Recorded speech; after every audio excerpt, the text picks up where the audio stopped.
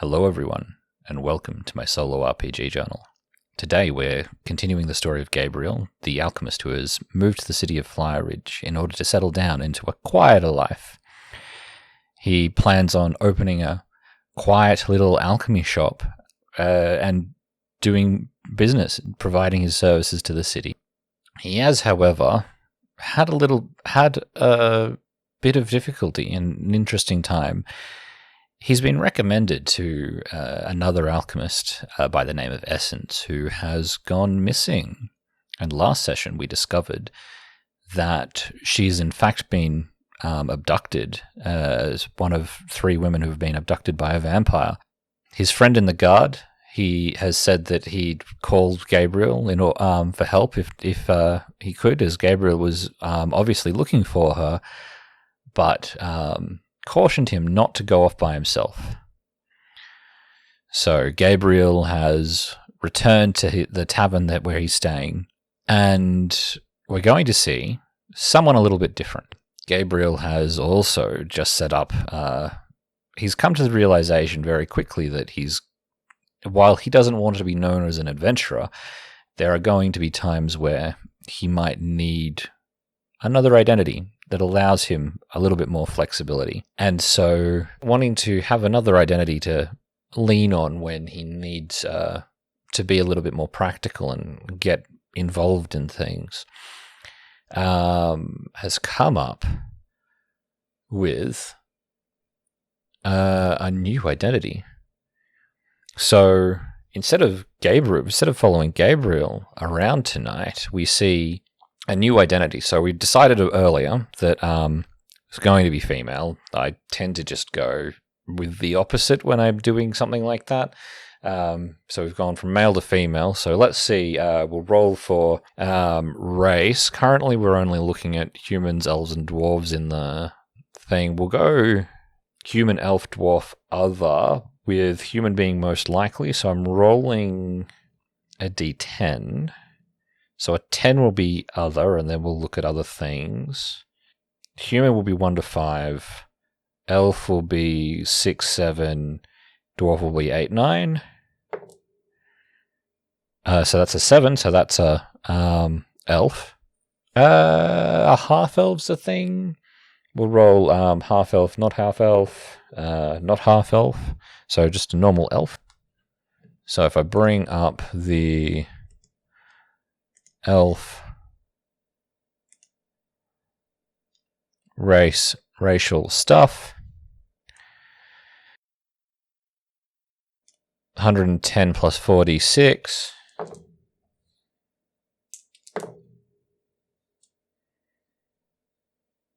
That was low 8. So 118 years.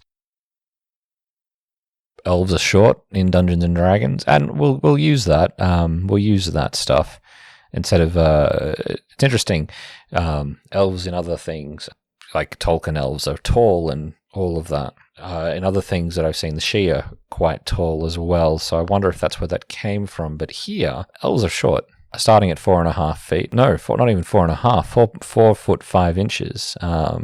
Going to a massive 5 foot 5 inches. So, rolling that, and 6, what's that, 411? Yeah, 5 plus 6 is 11. 411, times 1d6, 1. So 91 pounds.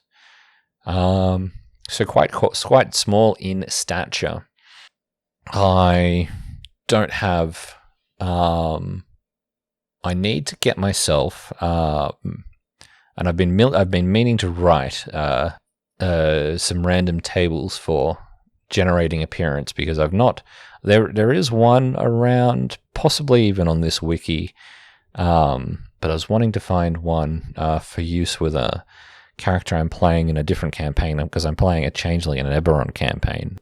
So I've been meaning to find a decent appearance thing by race and get that written up. But I'm thinking I'm going to have to write one myself because I've not been too lucky with what I can find. But that's okay. we'll leave that stuff out for the moment. Yeah, we'll leave that up for the moment, and I'll look for something and do that before next session, because that could actually become relevant, considering we're talking about a vampire that's, as far as we know, only targeting people based on some physical appearance. If I look like them, then that might actually be relevant, whereas if I look completely different, I might not become a target. So I will have to work that out at some point. However, we've got this elven woman in the Absent Jackals, cloaked, wearing an old worn cloak, earthy in colour.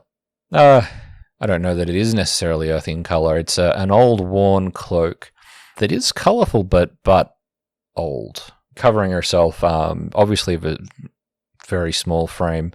So she's going to, I guess, start moving around. Does she start with the Absent Jackal, or does she leave and start going elsewhere? So the thing would be, she has to go around and start looking for...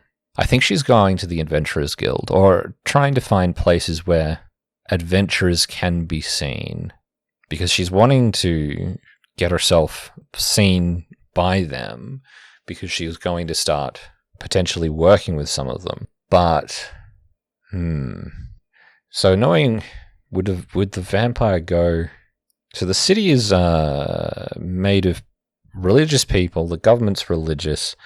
They're there to stop some kind of demonic or something uprising that's coming. Some kind of force that they don't like is coming out of the castle. We haven't actually established what yet. An old castle, and has been for a couple of generations. So they've set up instead of just setting up a standing army, which they do have. They've also promoting adventure, going in and getting whatnot out, basically trying to get people to come in of their own, seeking glory. So would the vampire... It might be safer to mingle now. Gabriel, it might be safer to mingle there, because the vampire is probably a little less likely to go in those circles. They tend to pretend to be nobility. They've been living for a long time, so they're more likely to actually be trying to pass themselves off as a priest in this place. But we don't really have any way of identifying the vampire at this point in time. The only thing that we do have is the knowledge that 3 people have gone missing. We know a little bit about one of them, but we don't know anything about the others. Now, we do know that we didn't have any luck with the adventurers during the day. Actually changing, that might change during the evening. So our protagonist will now head out into the night, walking through the street, looking for a place where that's public and rowdy, that people are gathering, and possibly be getting a little bit loose-lipped. The first thing we want to do is roll in the Oracle to see if anything interesting happens. So ask a question. Does anything happen to our elven protagonist? I'm not thinking necessarily the vampire. I'm just thinking a small figure cloaked walking around at night by themselves in a rather rowdy city. Something happens. Okay, so I'm not going to ask if it's the vampire, because that'd be too simple. What kind of attention could she have gotten? It could be the guards. It could be drunks. It could be just getting involved in some kind of fight that's spilling over. So I think that there's a there's a conversation that's there's some kind of NPC and something is happening. So we're going to say conversation mood. And I don't know what my relationship is with this NPC. So we're going to go random. NPC relationship hated. Conversation mood is neutral. That's very interesting. NPC importance. Now, the demeanor is a little bit different from the relationship. So we're going to go random. NPC relationship hated. Conversation mood neutral. So if someone's approaching me, their demeanor is inquisitive. They want to know something. They're looking into the history now. The two things we know about my new form, my protagonist's new identity, is small female elven woman, because we've got a physical description that we've just rolled, and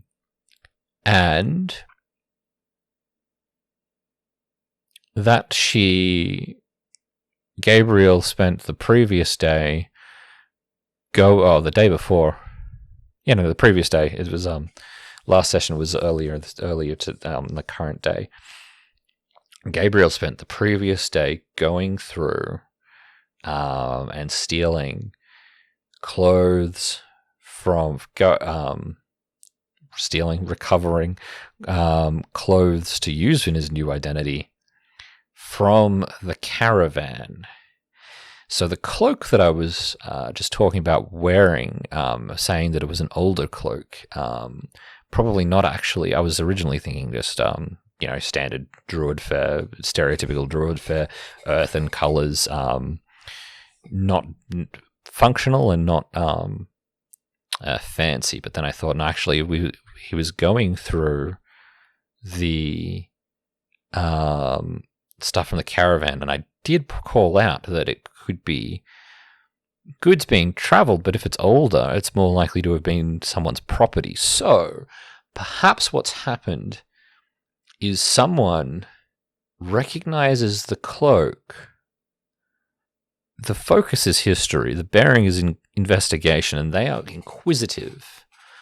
So this person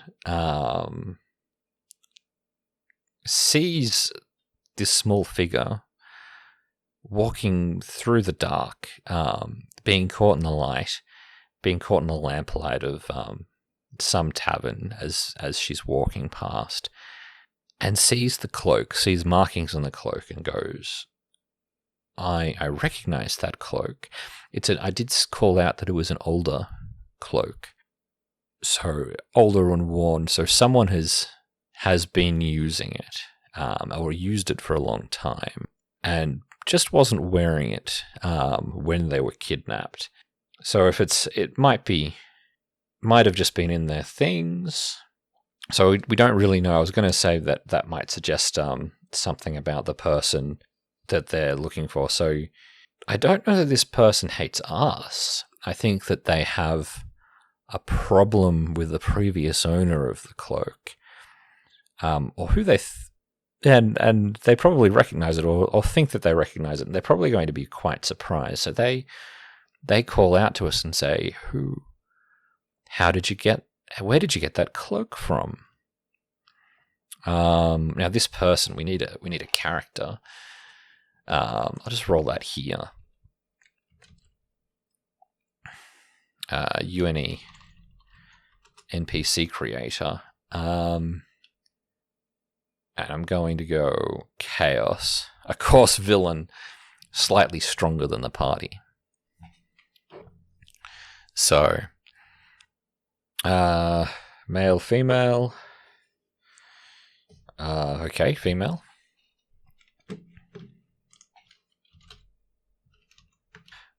Human, elven, dwarven. Everyone's a bloody dwarf. I think I explained this as I was going through the things. I'm rolling rolling a d6 for this, and I'm just going 1, 2, 3, 4, 5, 6 human, elf, dwarf, and that's mainly just because they're the random name generators that I've got set up here. I could probably look to add a little bit more diversity in some of the other D&D races, but that's what we've currently got. So we've got another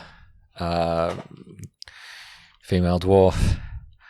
I tend to roll similar numbers. It's always rolling really low, or apparently in this case, I'm rolling female dwarves for NPCs. Lizdish.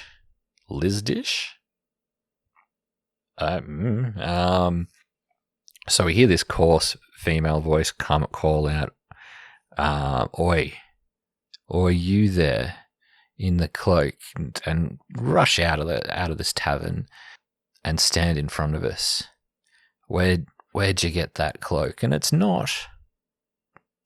just an inquisitive. Where did you get that cloak? Where did you get that? And I don't think Gabriel's actually thought this through. And so she's going to say, "What do you mean? I don't remember. I've had it for so long. And who are you anyway?" And who are you? I think that being caught a little bit off guard, she's feeling a little bit unsure about where she wants this conversation to go, and probably getting a little bit defensive. So, well, you're not her. Him. We don't know who this cloak belongs to. Was it a man or a woman? A man. Well, you definitely ain't him. A human, an elf, or a dwarf. Another bloody dwarf.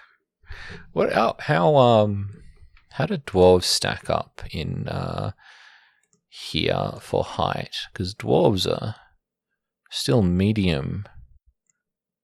Not this one. Hill dwarves.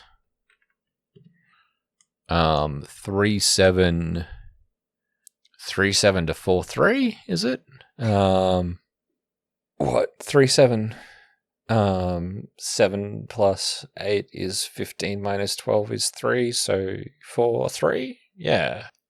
So she's expecting. Oh, I'm looking at the female stats. I just said that it was a man. So 3-9 to 4-5.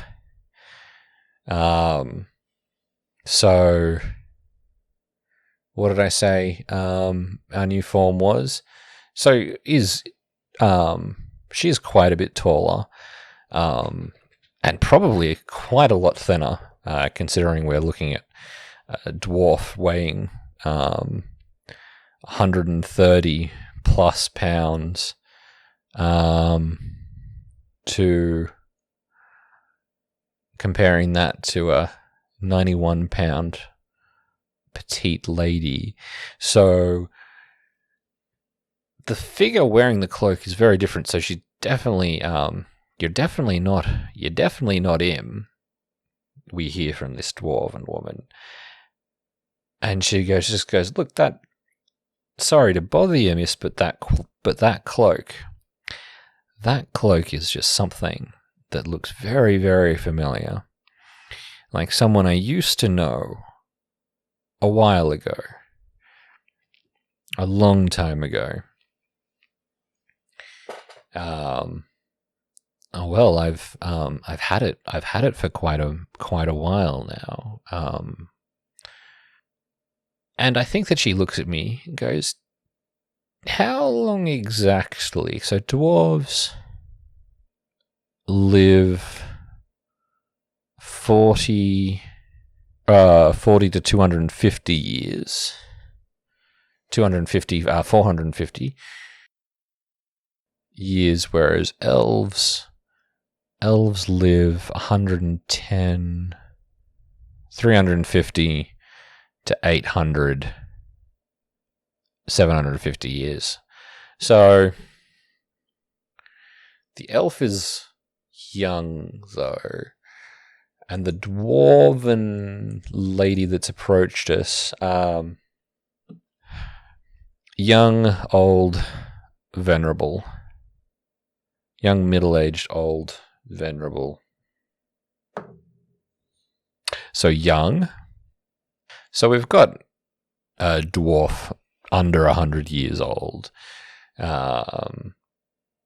Young dwarven lady going, right, someone I knew. So we're still talking. So she's going to ask, when you say a long time, you didn't get it in the last, you're talking 20, 30, 40 years? And I think that Gabriel or Helestina. I picked another name just before the session started. Helestina. I rolled a few different random names, picked the one that I thought that sounded interesting, that I knew how to pronounce, and now I'm looking at it going, how do I pronounce that? Helestina is what the new identity will go by. Sort of looks back. I'm not sure I remember exactly. I had it a while and got it. It was a gift from a friend of mine who had been traveling a bit, so I'm not sure exactly of the provenance. And she sort of looks at me and squints. Looks at Helestina and squints. So you don't know the dwarf that owned that cloak then? And she goes, well, I don't.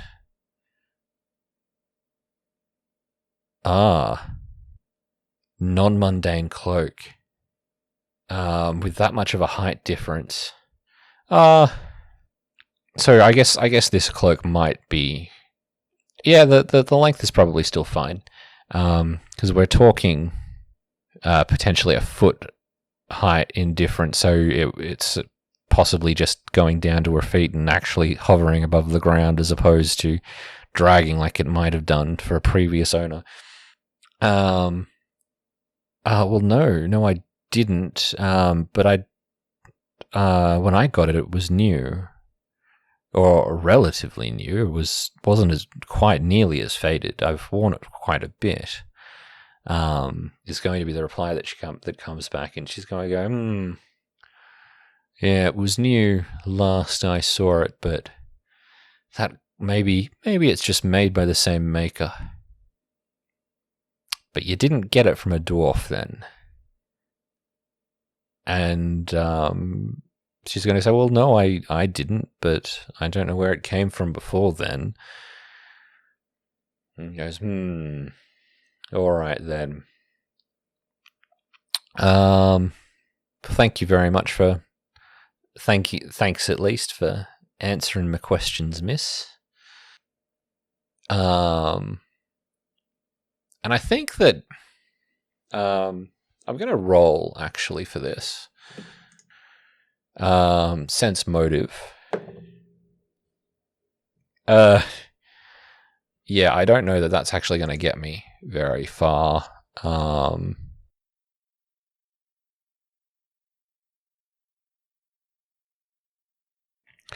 Okay, so I don't with a massive 7, doesn't really pick up anything about the skill. Isn't really written to do what I wanted it to do, but I was going to use it anyway. But with a massive 7, I don't think we're going to pick up anything about how Lizdish is feeling towards this. What her intentions would be in any sort of circumstance. At which point, I think we might ask, perhaps you can answer. And just going to ask straight up if they know about anyone that's gone missing. Perhaps you can answer some questions for me. I've been looking into some disappearances and was wondering if you knew anything about them. The rumors that have been going around.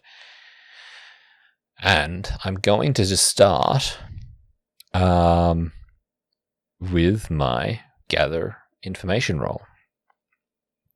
But before we do that, do I want to determine whether or not this dwarf was one of the people that have gotten, because this, I think we'll just take a note of it. I'll write up a note about it, and perhaps this relationship will come back to bite us at some point. I did know that taking clothes that potentially belong to travelers might have this kind of effect. So, rolling gather information as I start to work my way through the town, looking for any information about the people that have been abducted. Huh. I learn nothing. That is, I just rolled 2 1s on that same D20 in a row. That's great, but I do spend 4 hours in the early evening, going into the late evening, just looking for someone to find, give me some information about anyone else that might have gone missing. And so I've made my rounds, and I was particularly targeting taverns with adventurers in, because I did want to be seen by those types of people. So as I move around the taverns looking for something, I don't meet anyone, and after 4 hours, it's starting to get late, and so people are getting quite drunk, and the party's either going to go on. It's probably starting to get late, and we're starting to everyone's sort of settling into their own things. I don't know that necessarily it's the kind of place that stays up all night looking at these things. But I think that she's going to walk herself around to find out at least, and she'd be able to find this one out. I'm going to roll the gather information check, actually, but I'm not. I'll just include it in the time frame, because the other thing that she'd be looking to learn is learning about noble. Actually, I'll roll the thing, and if it's higher, then we spend more time. But at the same time, I'd also be looking for information about the nobility in the city, so the priesthood, and anyone else that is of higher standing, estate, and what kind of things that we can gather about that kind of stuff. Those kinds of people, where they hang out, who they spend time with, what the classes are like in general, as opposed to necessarily specific people, but I would expect to hear bits and pieces. Okay, so this one's a little bit different. We rolled a 3 again, so we're still at 4 hours for the time, and gather information 16, which is what we needed to start hearing about specific rumors, but it's not particularly high, so we're not going to get very much from it. 16 on the check. So we're going to learn a little bit about the nobility and where they spend their time. Probably things like, you don't want to go, just don't go to these places. You don't want to mess with them. It's just all, God, almighty this, almighty that. I'm going to have to come up with that stuff eventually, who they actually worship. If I haven't already, which I don't know that I have, I know a little bit about them as a government, but not who they worship. So, I don't think. Gathering information would have been in here that I learnt it. Stuff about the Ups and Jackals, Merchants Guild. No, so I didn't learn anything about them, about the power that the god that they worship, or gods. We don't know anything about the religion itself, just that the Reborn are in control of the city, and they're very martial religion. So, okay. So in that case, knowing that about them, the adventurers probably get on with them okay. But they're still, they probably actually get on okay. And going, oh look, you can find them out here, but you'll get a lot of talk about worship and all of that. If that's not what you're looking for, then maybe steer clear. They might try to convert you. They might try and get you to join up to the military. So I guess there would be some kind of divide between people that are out seeking their own glory versus people that are in the military and what their reasons are for that. So they probably see eye to eye most things, but not necessarily think that you should go drinking with each other all of the time. Going too far into something I don't really understand at the moment because I haven't worked that out. So they would at least be telling us, go, don't go. They're around here. They're in these kinds of establishments. Is there anything else, though, that we learned? So we've got a very martial society. The priesthood are in charge. The military would be a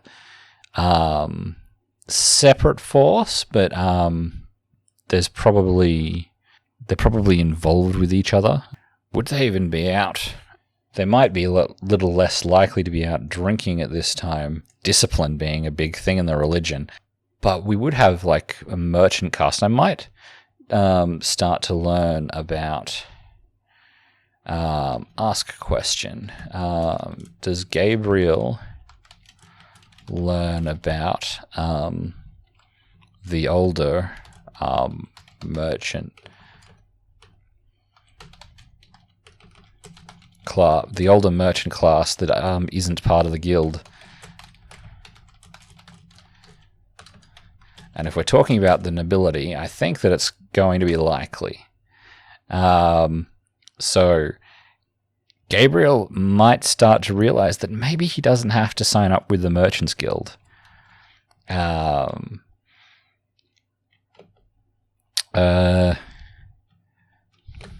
the priests stay out drinking late?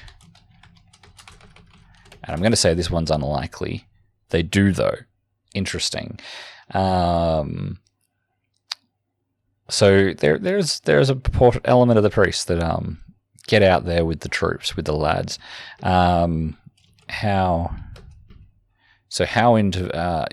to ask a yes/no question for this oracle to work. Does the priest... Is the priesthood significantly embedded in the military? 50-50. No. Okay. So there's going to be some kind of warrior class, the officer class that might get some mention. I should start a list, actually. So we've got the priesthood, the old merchants, classes. Priesthood, the old merchants. Who else? The officer class.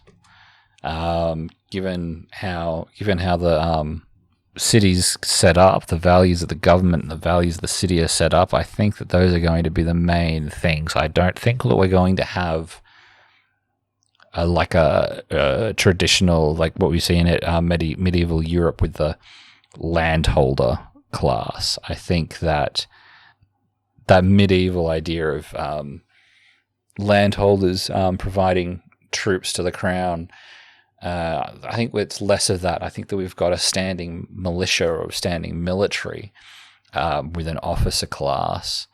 I think that there's a merchant class. the old merchants and the younger merchants, who have formed the guild, which we're learning about, which is something I think that we'd established, but Gabriel hadn't learnt about it. But the priesthood, we'd be learning about them, and I think that we'd start learning about some of the haunts of these people. So there's the officer class, the military class, the warrior class, the guard.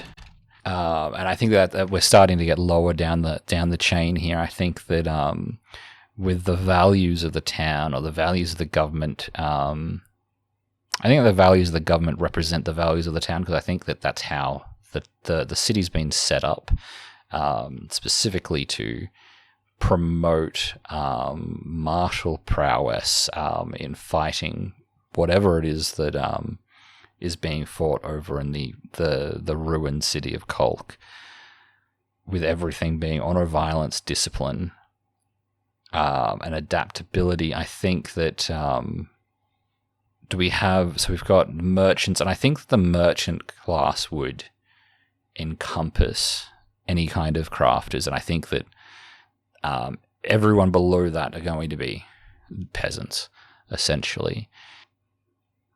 So I think that that's sort of what we're going to get out of tonight. I don't think that the priesthood are still out drinking, I guess. The warrior class and the guard certainly will be if they don't have duty the following morning. The merchants probably are as well. But the merchants aren't something that... I don't know that the merchants are who Helestina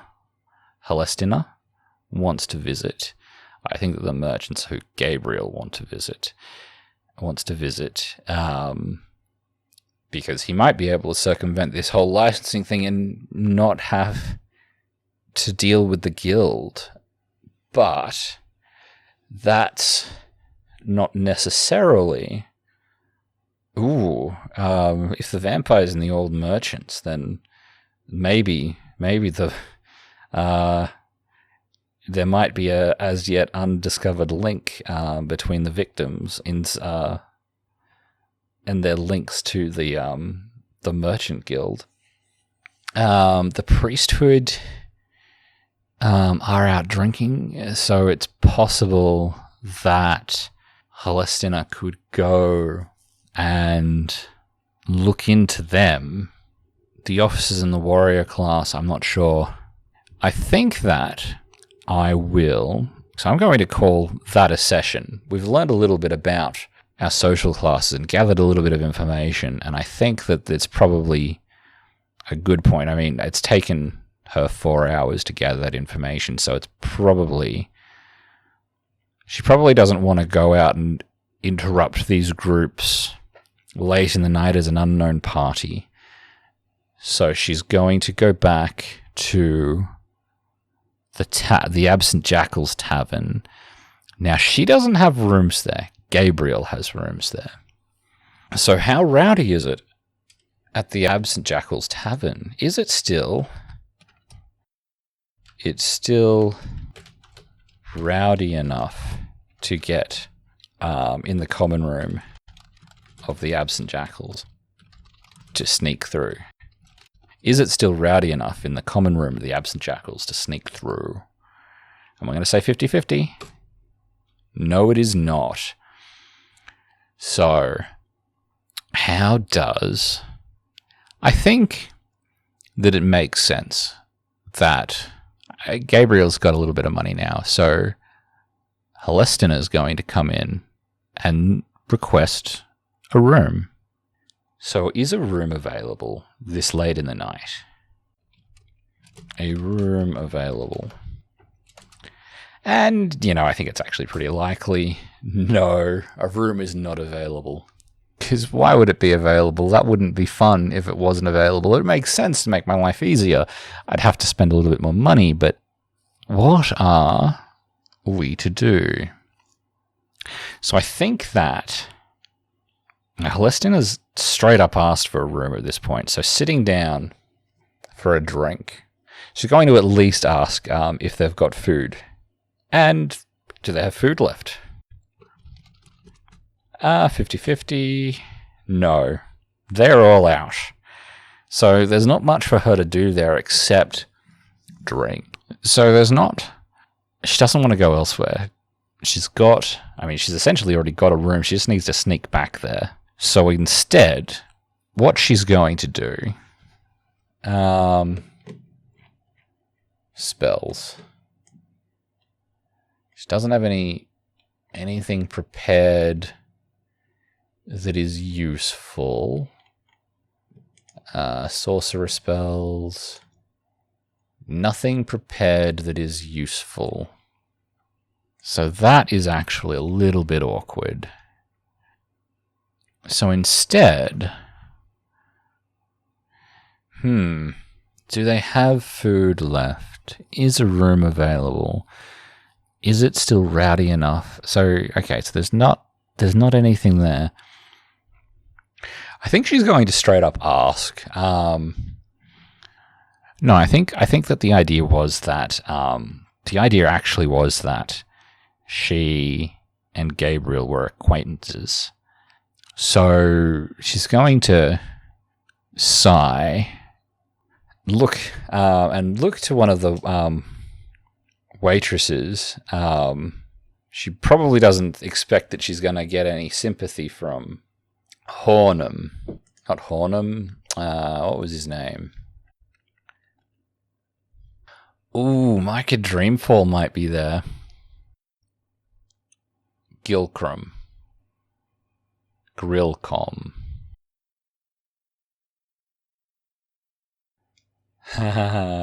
Be funny if Micah was our vampire. She was out of town, or at least she came into town with Gabriel, so that might not be where it is.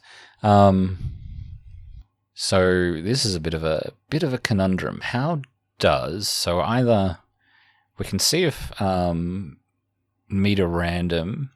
Let's just see if Micah is in the room, because that could be interesting.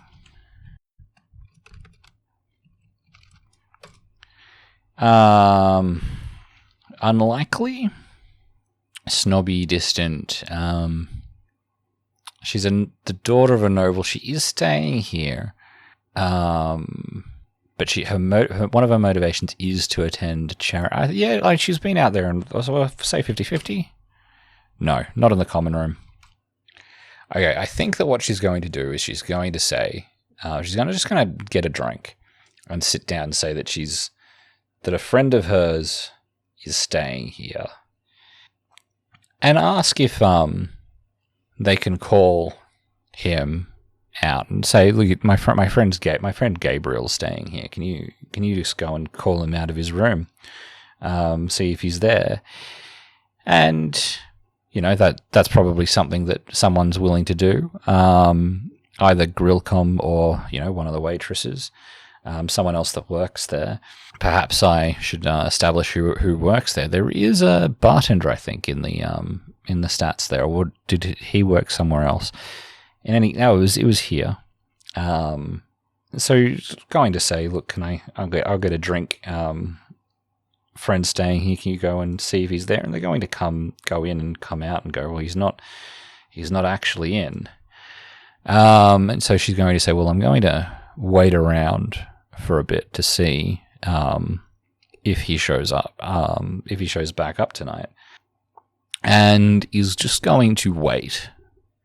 And I don't think I should really have to roll for this. I think that she'll wait half an hour, have a drink or two, and worst comes to worst, she'll wait to see if there's an opportunity. I'm not going to roll to see if she gets in successfully, because essentially we're taking 20 here to get in, sneak into the back room. Once she's in the corridor, up with the rooms, which she'd be able to get into. This just doesn't want to be seen going out. Actually, yeah. So let's make sure that if anyone sees me, so we're waiting it out so that it isn't the proprietor who sees us, if anyone, and we'll roll move silently, I guess. We'll roll hide. I think hide is because we're hiding in the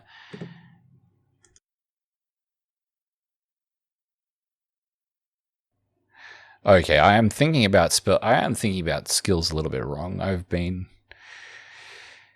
been too long since I've used this system, and I can definitely see why they would roll these two into stealth for 5e and have roll spot and listen together. Essentially, you need cover or concealment in order to hide. If your observers are momentarily distracted, so yeah, it's definitely hide. Hiding place. So we're just gonna, roll a hide check to see if we can get up there. And we're going to wait.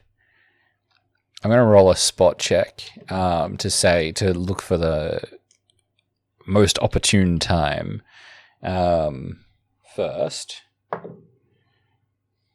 And do pretty well with a 29. So I find the perfect time to walk up there, making my hide check 24 plus some mod for a very successful spot check. So they don't see me get in. So I managed to make my way back to the room where I'm able to change into...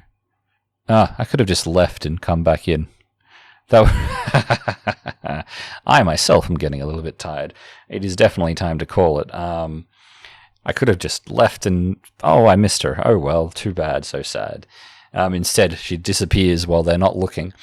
And it looks... And they're confused as to when he came in. And they have no idea when he came in.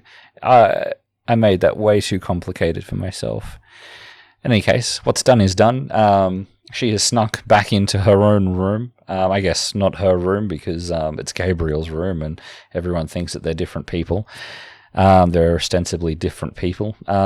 So, yeah, that's it for tonight. And in the next session, it'll be day 5 as Gabriel starts looking for a way around this...